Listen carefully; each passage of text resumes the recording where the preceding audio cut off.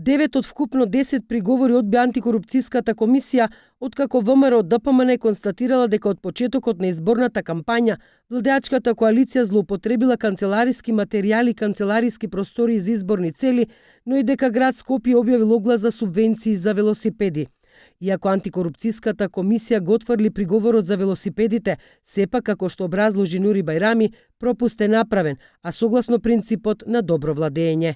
ВМРО ДПМН поднесе приговор против град Скопје за субвенциите за инвертер клими, но и тој приговор беше одбиен како неоснован. Принципот на добро управување има пропуст и јавноста не можела да констатира дека имало или немало исплати без оглед на изјаснувањето од град Скопје, требало да водат рачун бидејќи овие избори се редовни и се знаеше датумот кога се објавени. Објавениот оглас е согласно програмата и планот за квалитетот на воздух, но за јавноста и во прилог на доброто управување требаше да има објаснување. Градоначалникот на Скопје Петре Шилегов пак рече дека јавно кажале дека исплатата на субвенциите ќе биде по изборите.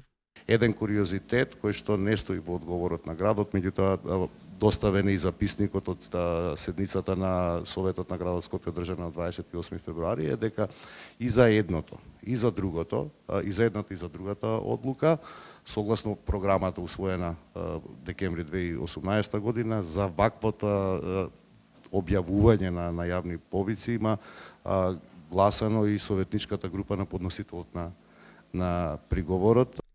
Единствен приговор кој антикорупцијската комисија го прифати беше оној за злоупотреба на канцеларии во општинската зграда на Шуто Оризари за одржување пресконференција за поддршка на председателскиот кандидат од владеачката коалиција Стево Пендаровски. Според изборниот законник за потребите на изборната кампања, забрането е користење на канцелариски простор, канцелариска опрема и службени возила на државните органи, освен на лицата на кои се однесуваат посебни прописи за заштита на личноста.